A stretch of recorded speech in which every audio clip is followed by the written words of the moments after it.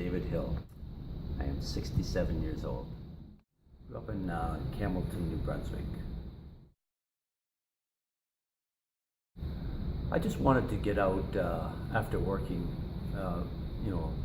at Ford for 30 years. I just wanted to do something. I knew they had opened a new store, and I heard they were hiring, and I thought, it's something I would like to do, just to be back in with the running.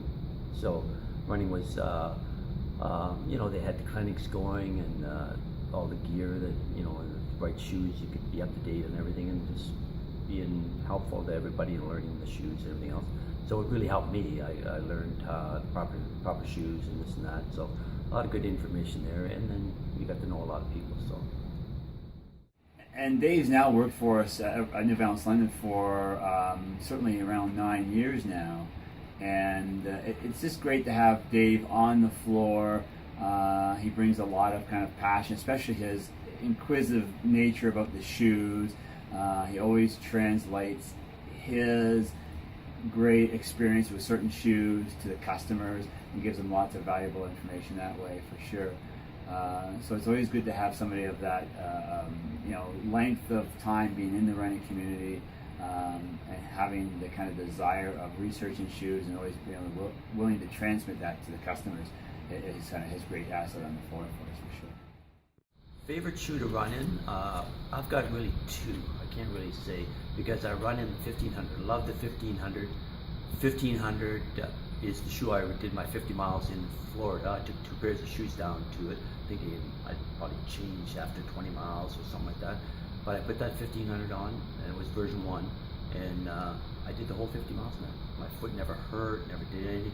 It felt so comfortable whenever you changed to the second shoe. So I also like the Prism too. So I run in the Prism, and it's got just a little more cushioning. So longer runs, and when your foot feels a little tired in the 1500, and I go to the Prism. So I'll switch back and forth. I was diagnosed with blood cancer, non-Hodgkin's lymphoma. They said so I asked them what I said. Well, it's new to me, so what is this? And it said it's a blood cancer. There's no known cure for it, but it can be treated and maintained.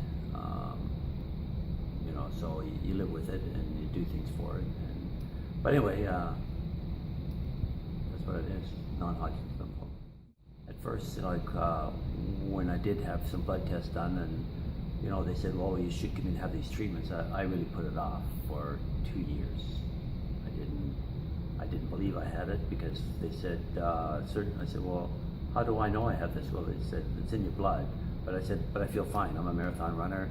I can run lots of miles, and I don't feel fatigued like you say I should be. I don't have the loss of appetite like you say I should have, and I don't have the night sweats like you said I should have. And with that, it's your call. Whenever you decide that you want to come in and have the treatments, you call us. And that's when 2 years later, I had some severe night sweats to the point where I thought somebody dumped a pail of water on my head. And I went in, and they said, okay, we'll start the treatments. So, and by then I thought, I really should start on this, because now I can realize I do have something, and I was showing some of the signs. When you first go in, you go and you do your blood work, and the blood work the day before, and then you go in and they have to make your chemo treatment. So you have about 45 minutes to kill. So we go downstairs. My daughter and I always came with me, Christina, and so we were down having a coffee in the lower level, and then they buzz you to come back up. But before they buzzed me, I had my Boston jacket on from 2010, and this girl came on and says, I recognize that jacket, and I turned around, and it's Nancy Folks. She gave me a big hug and said, oh, hi Dave, I know you're taking the treatments, and just want to let you know, got anybody here, ask me any questions at all, I'm here for you, just talk to me, I can get things, answer your questions. And so she really made me feel at ease. So good to have a person like that around. And then she took me up, introduced me to the nurses, and sometimes I had the same nurse, and but even if you change nurses, they were all really nice in there. They're super nice. They made you feel at ease. Relax when tell you to breathe, and tell you exactly what they're doing. So that helps when they explain every little step they're doing. It made it more relaxing, and I was comfortable going after that. So. At first, that was I took 6 months of chemo, and I went every 2 weeks. So after the first week, after the chemo, I would take 1 week off, and you're pretty out of it for that first week, but then I'd start to get my energy back, and I was able to run for the next week, but only to have to go back and repeat the process. So during that 6 months, it was kind of rough because I really couldn't get going. I really couldn't get any long distance in. And after 6 months, they did a scan and said they really didn't get everything. So they said, we're going to put you on a 2-year maintenance program, and you're going to go once every 3 months. So with once every 3 months, after a week's rest, I had like 2 3/4 months to recuperate, to run, and I was able to get my distance up. So it wasn't really a struggle after that. I was able to run and do the things I want and go in races and go in marathons, and still did the marathons. So they kind of, when it did fall on my marathon day, they adjusted to my schedule. They said, okay, yeah, we'll back that up a week or move it ahead a week. And so that was really good. I really liked that. So really, really nice people that were there. They really looked after me, and they looked after my running too.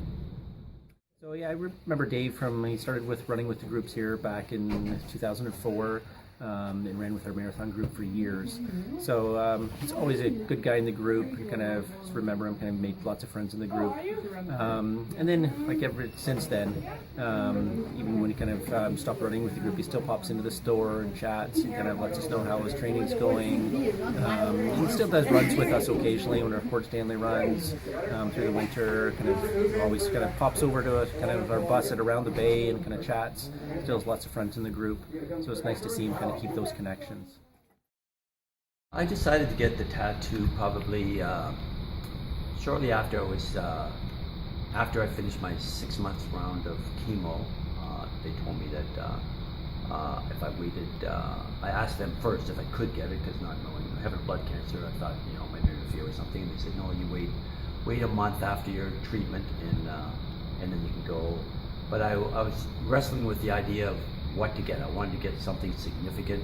So my daughter and I, we looked at some books and flipped through some tattoos and designs, and then I saw the words "never give up." So I thought, so that fits in to my life. Like, never give up on running, never give up on your treatments, because there always is hope. I got it just before my Erie Marathon, so I thought, it's gonna be my marathon, first marathon after my treatment, so I'm gonna see what I can do. I want to see if I can qualify for Boston, and I did. So I just kept glancing down at that, and I felt tired. Never give up, looking at it, and I didn't give up. So it got me to Boston. Florida, and I talked him into coming with me to do a 50-mile race down in Florida by the coast. It was a 2-mile loop through the woods, up and down hills, and I was doing the 12-hour, and I talked Dave into coming to try the 50-mile with me. And I think he just finished his chemo a couple weeks before we went, so I named him Chemo Man.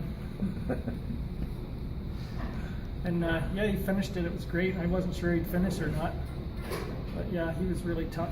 Finished it. I just called that because I couldn't believe he could run so good after all his chemo. Yeah, fast too. Yeah, he was running fast. He was running about as fast as ever since I've known him when he was going through his chemo. In Florida, he came with me for that too. Oh, that was the same trip. Same trip. Yeah, the week before I was doing a 100-mile race, and he came and crewed me, and I was having a really, really bad time. So he walked the last 19 miles with me while I was doing a death march through the night. That was great. Yeah, down the beach for at least 19 miles. He walked with me, 19 miles, slow as could be, and he was basically keeping me up because I kept falling asleep while I was walking up along the beach. The tide was coming in too. Tide was coming in. Yeah, he was great crew guy too. Yeah. But he's my inspiration. Now he's all better. He's not a chemo anymore.